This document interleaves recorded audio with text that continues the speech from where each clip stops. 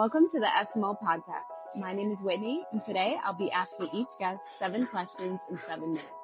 Here is the first look of our guest that will be speaking live on our stage.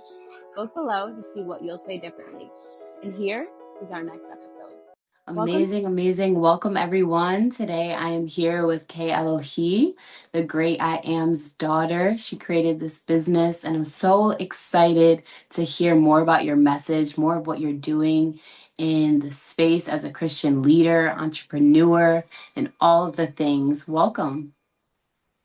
Yeah, thanks, Whit. I'm so glad to be here with you and everything. And definitely, yeah, I love this platform.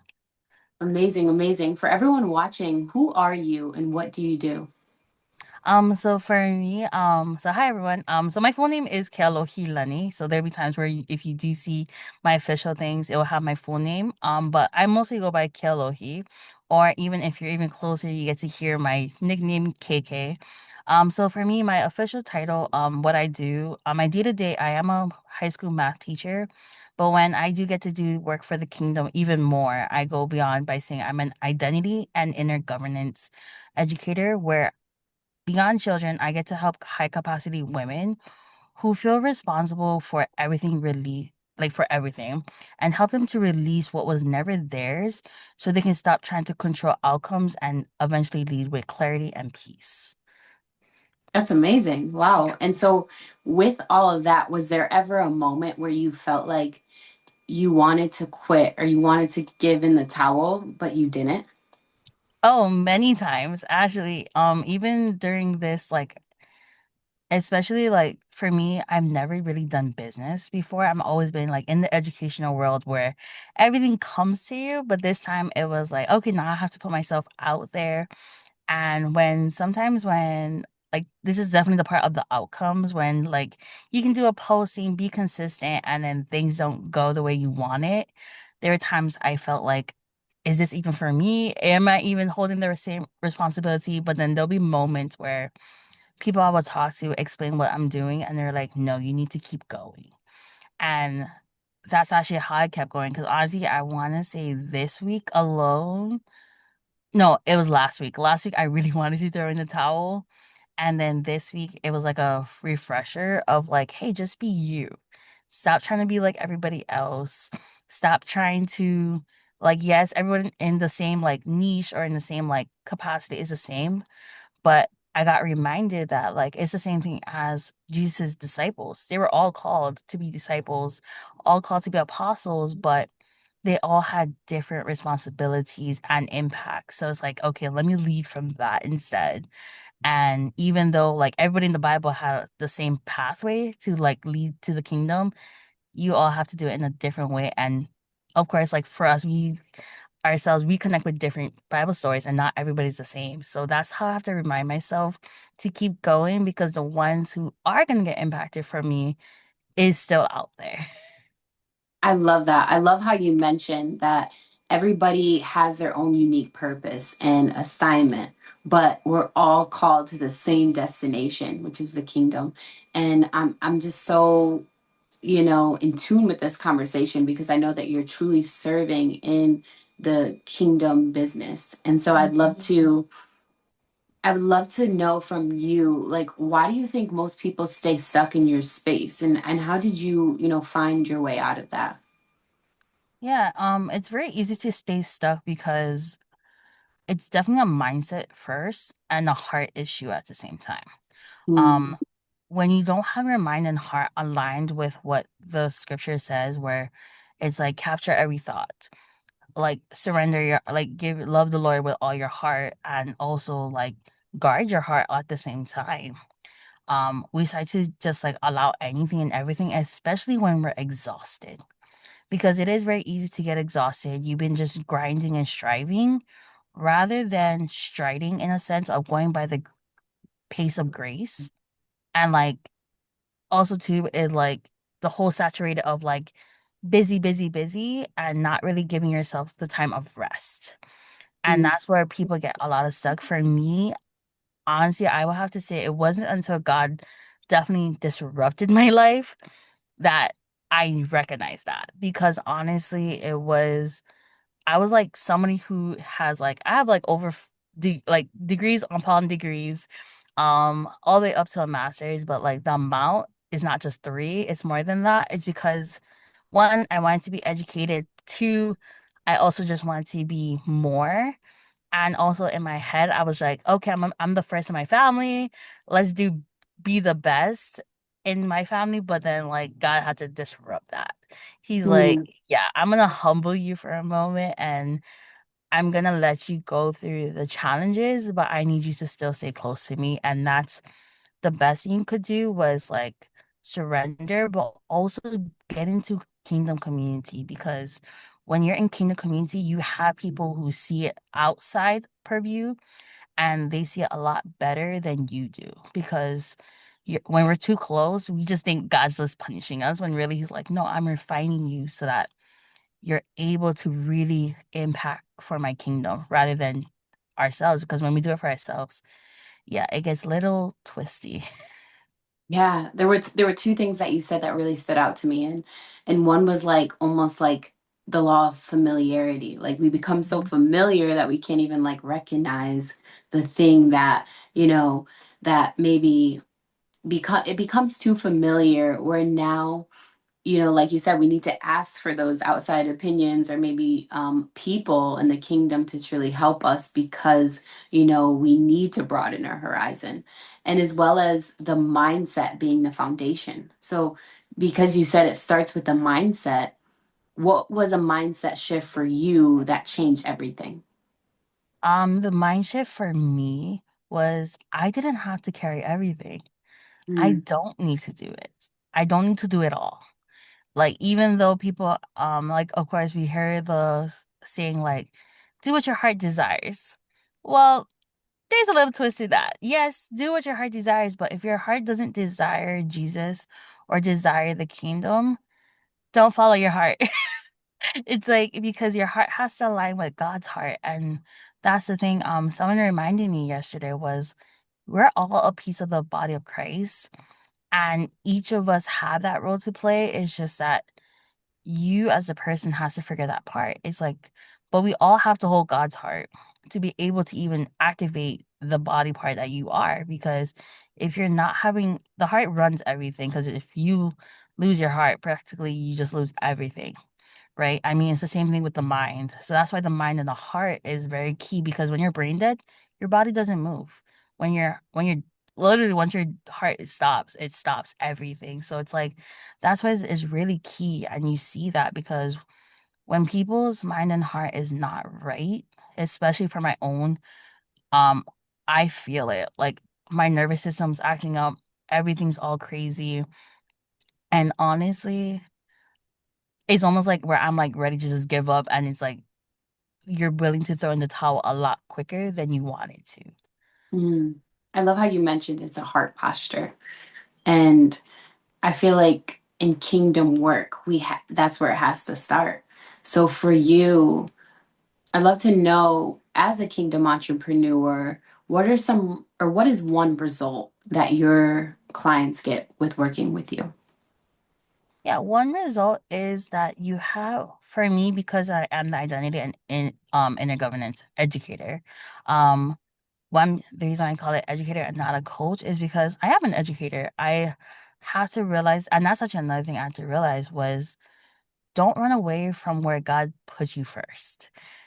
Because so many times I tried to do that, and that's actually what I want my clients to see is that no, I'm in real time going through transformation of myself and my own identity.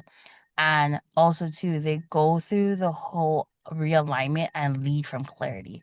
Because once you really know who you are, then God can really use you in such a big, impactful way, even though it may not be the outcome you're expecting, even though it's not the like if you're expecting like to make a 10K month, but then it hasn't happened yet, it's like just double check with God. Like, does he want you to get paid first, or does he want his message to go out first, Mm, and then he'll bring who you want to bring and his outcomes. And definitely, it's a lot deeper relationship with God. But like for me, I get to just you educate them and really hone in on strengthening their identity in a sense of this is who I am in Jesus, and this is who I am in the kingdom. and it's like leading them, because that's how I do with my students is I educate and lead them to go beyond the stereotypes that they were holding all these years. Because I do come from the same community that I teach in, and so I know the stereotypes of you're never gonna be good enough, you won't make it in college, you won't make it in this space. And I tell my students, I'm like, you're more than what people say. And that's Mm, what I hope to do for the same for my clients is you're more than what people say or what people expect of you. It's like it's time to break the mm, box because God mm. is bigger. If we can't hold God in the box, why do we hold ourselves in a box? Yeah, that is so key. Like other people's expectations of us is not our reality. Only Hmm. what God says about us is actually the truth. And so, as a teacher as well, what would you say being seen and heard means to you personally? Because you just said it yourself. Like you allow your students to understand that you're more than what other people say. You're more than the expectations that they put on you, but you're everything that he says you are. Yeah, being seen and heard, even though it's a scary thought, in actuality, it's like if like when God's like ready for you to be seen and heard, just do it. And that's how I kind of push my students. 'Cause I teach math, and math is not everyone's favorite subject, but I just tell my students, just do it. I rather you do it, and if it's wrong, I guide and correct you into the right correction, rather than you just staying still doing nothing, because I don't know your thought process. I don't know. And it's the same thing with God. Um where he's like, I'd rather you take the first step, even if it's the wrong step at first or like a misaligned step. It's easier for him to push you into the correct step rather than you just stay there and he has to try to pick you up because he is a gentleman. So if he's not gonna like try to pick you up, kick you and scream. I mean, sometimes it feels like that, of course, but it's because we're moving and he's just like aligning us. But in actuality, if we're not moving, he's gonna sit still and then it's gonna feel like he's staying still when really it's us. Mm. And what I heard from what you said is like all work works. We just got to do the Mhm. work. We just got to Yeah. take that first step. We just got to make a decision to do something, and he'll lead Yes. us. He'll get us back on track if we're, steering away from what he's called us to do, but he just wants us to show up. Yes. And when we can do that, now we're walking in obedience. And I love everything that you said. I would say for you, what's one belief that you have had in the past that you had to break away from in order to become and to continue to becoming so that you can allow other people to step into their purpose through the work that you've been called to do? Yeah. The one belief I had that I said is like breaking or broken is I can't do it. I'm too afraid to do it. Um, I'm just this. The I'm just. Yeah. Get rid of just, because once you get rid of just, then you're able to go, I am, and you get to continue adding what you are according to what God says. Because like God has many descriptions, and I'm pretty sure He has many for us. It's just that we just haven't had the capacity. Like everyone's like, I am the head, but not the tail. But also, it's like I am also have to have the mind of Christ, and Yeah. like and it's like I was like, I am blessed or I am this. And it's like, yes, but also remember you are a servant. You are Mm, like that's one thing. It's like everyone's a blessing side, but it's like we have to remember there's the side that Jesus did and he came to serve. And once you're mm, able to serve, then like, okay, God's like, hey, because when we're serving and when you serve people and they want to say thank you, but then they want to say more than just thank you, that's how I feel like God is. It's like when you like serve him and he's like in awe with you, then he's like, I want to do more than just say thank you to you. And I I think love that. that's It the whole reminds me. purpose of this. Yeah, it reminds me of like even in the Old Testament where it talks about like all the things that Jesus did.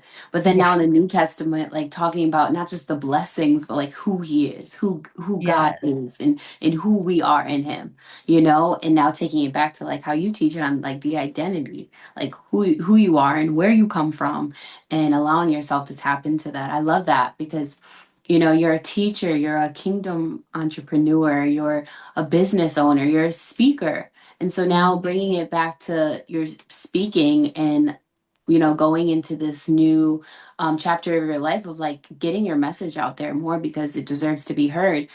How do you stand out as a keynote speaker with SMO?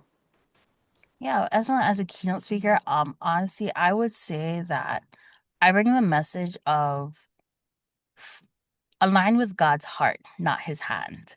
Mm, Because when you do it from his heart, you're able to show his character and people align with that. And then it's able, once you bring his heart, then people are able to recognize his hand. That mm, his hand is there because it's the same thing, right? It's like if you only recognize somebody in their like what they do, we judge them from that place rather than right. from who they actually are in their heart. And Yeah, that's that's what I try to powerful. bring in this. That's powerful because, I can definitely tell that you're in that becoming of like, I know who I am. I know whose I am. And I'm continuing to walk into that boldly and to allow other people to do the same, and even creating that space for people in your business to truly get to that point. I think some of us struggle with that. So I love this conversation, and I'm so grateful to be able to have this conversation with you today. Thank you so much for Oh, okay. being a light on this podcast. And I would love for you to actually let us know where we can find you and learn more about what it is that you're currently doing. Yeah, so my main space would be my Instagram, which is you can easily find me on at the Great I Am's daughter on Instagram.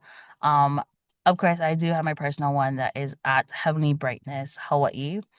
But even just typing my name in Instagram, you'll find me also on Facebook, LinkedIn, and then YouTube. The Great I Am's daughter is starting its YouTube slowly videos of all the different teachings I do, whether it's on Instagram or Facebook. And yeah, and then of course I have the stand store, the Great I Am's daughter stand store, where all the offerings are happening.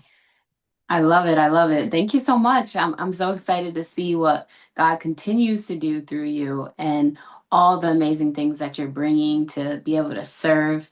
And also, you'll be speaking at our live event on the 27th. So I'm so excited to hear more of your message and to see how you're able to bring that into our space. And so, thank you so much, KK. Thank you so much, Oh, thank you. Kealohi, for being a part of this. And I'm excited to continue to have this conversation and learn more about Yes. how you're serving. Yes, definitely. Thanks, Whitney. Thank you. If you are tuning in and you're watching today, make sure you get connected with Kealohi and learn more about how she is serving and continue to dive into all the great things that she's doing in the kingdom.